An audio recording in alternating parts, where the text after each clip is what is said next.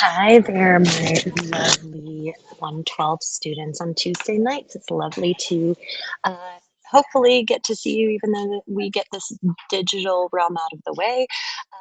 I promised you that I would record a video for you, and I promised that of you last week, and I did not do it. So I'm going to go ahead and record this video for you so that you get a chance to kind of at least check in and make sure that you have everything down. So I'm going to just kind of go through what was going on last week and then what is happening this week and what I expect when we return so that you have a clear idea of how well you're doing in the class.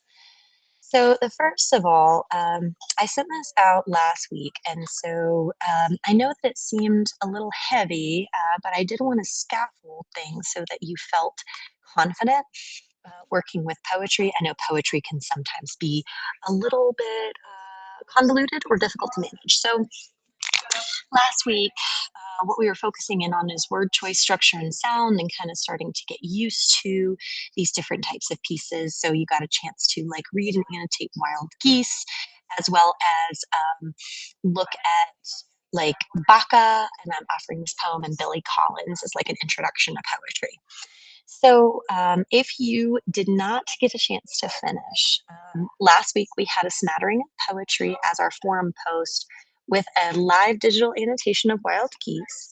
Um, and then there is a writer's workshop, Ode to the Everyday, which is just a very simple poetry writing exercise to like go out and see the simple elements in the world. And then your poetry response number 2. And I'll be giving you feedback on those in the next couple of days, but just make sure that you've had a chance to do that from last week when we were not together. This week, we're going to continue the poetry mosaic that I introduced you to a couple weeks ago. But since we do not have class because of the professional development, I'm going to go over some connotation and imagery here. So what we're going to annotate together is a poem named Dead Stars by Ada Limon, and it's a fantastic piece. And so I don't think that a lot of people had a chance to come on here yet, um, but make sure that you get a chance to like annotate and be very explicit about like what your connections are and how you're connecting with it and what are some things that you are seeing in regards to imagery and language and the connotation of the words, and just enjoy doing that part with your peers. In addition to that particular piece that we're doing, we are going to replace the discussion for the week with a smattering of poetry number 2, which is where you're going to take the pieces that you have been reading and you're going to focus on connotation and what kind of reflection that you have. Do not use AI for this assignment. I would like to know that it is your voice and your reflections only, and then reply to your classmates. And so that will take us into like the asynchronous 2 weeks. But the big thing, the core assignment to be aware of is that you'll be bringing with you this poetry mosaic.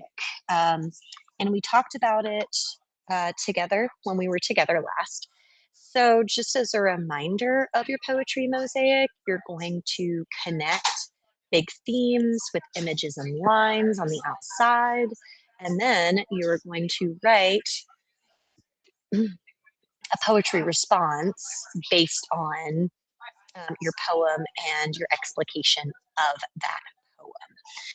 And so I've got examples here. You'll also annotate it and you'll bring that in with you. Oops. You'll bring this in, it looks like this. You'll bring this in with you when you come into class on the 17th. So yours will end up looking like this with a piece of writing accompaniment. And that'll be your second core assignment of the course. Okay, so I believe that that's it when it comes to housekeeping. So I'm going to go ahead and go over connotation and imagery here. And so when we were together last, what we were focusing in on is introduction to poetry, what poetry is versus what poetry is not. So now we're going to kind of go into like the word level, right? The connotation and the imagery that we see. So the first thing that we have to be familiar with is diction, denotation, and connotation. Diction is word choice and how the word choice affects your meaning. And then your denotation is your dictionary definition, and your connotation is the overtones or like the thoughts that we have regarding meaning. What are some words that describe diction? Abstract, ambiguous, cacophonous, concrete, vulgar, didactic, dialectic, slang, informal. There's lots of ways that we can describe someone's diction and the word choices that they're using. And those word choices also influence the tone or the attitude of the piece that we're reading. So first, we got connotation and diction, sound, meaning, and association. Like if you think about house versus home or childlike versus childish, they mean the same thing technically, but there are different connotations, right? So house is like a structure. A home is like where you feel the most comfortable. Childlike is whimsical and light. Childish is immature. And so we have different things that we use in different contexts. So, for example, we have like the young princess had blue eyes, golden hair, and a breast as white as snow, versus confronted with the evidence, the false princess turned white as a sheet. Still, the word white, it's just that the connotation really differs depending on how it's used. So, the thing to note about poetry is that poets exploit words that have multiple meanings. So, we've got like spring has like 25 to 30 meanings, pounce or leap, a season, natural source of water, or a coiled elastic wire.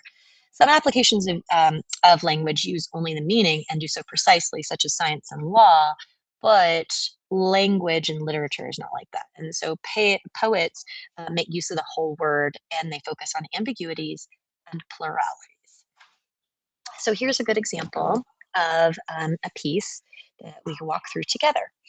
The word plum. The word plum is delicious.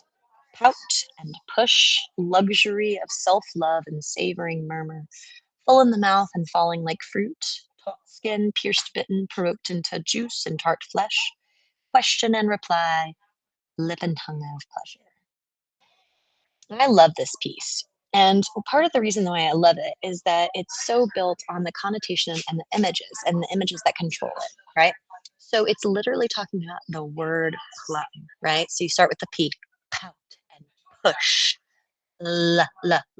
right, for plum, luxury, and then of self love, savoring murmur, right? So plum, full in the mouth and falling like fruit, taut skin, pierced, bitten, provoked into juice and tart flesh, question and reply, lip and tongue of pleasure. Right? It's about like literally the sensation of the word in your mouth. And another piece here is the new Colossus by Emma Lazarus. I'm going to skip this one for now, but please come back to it if it is helpful. I just want to make sure that I'm getting to all of the things I need to get to. Poetry is a mirror by which makes beautiful that which is distorted.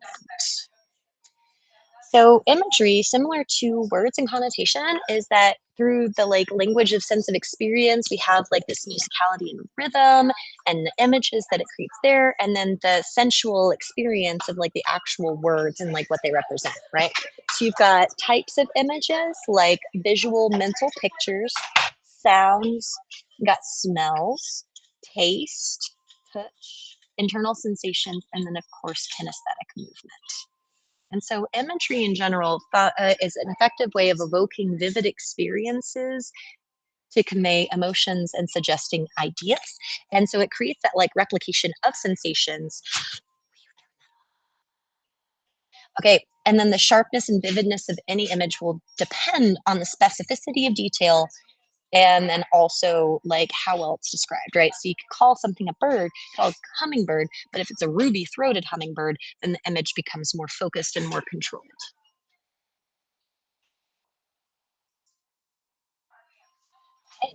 And so that's kind of the end of what I have for you today. And so, as you are going through this week's work before next week, just make sure that you're taking some time to really enjoy poetry and feel it in your spirit. And then we'll be back together on the 17th. Thank you all. Have a wonderful rest of your week.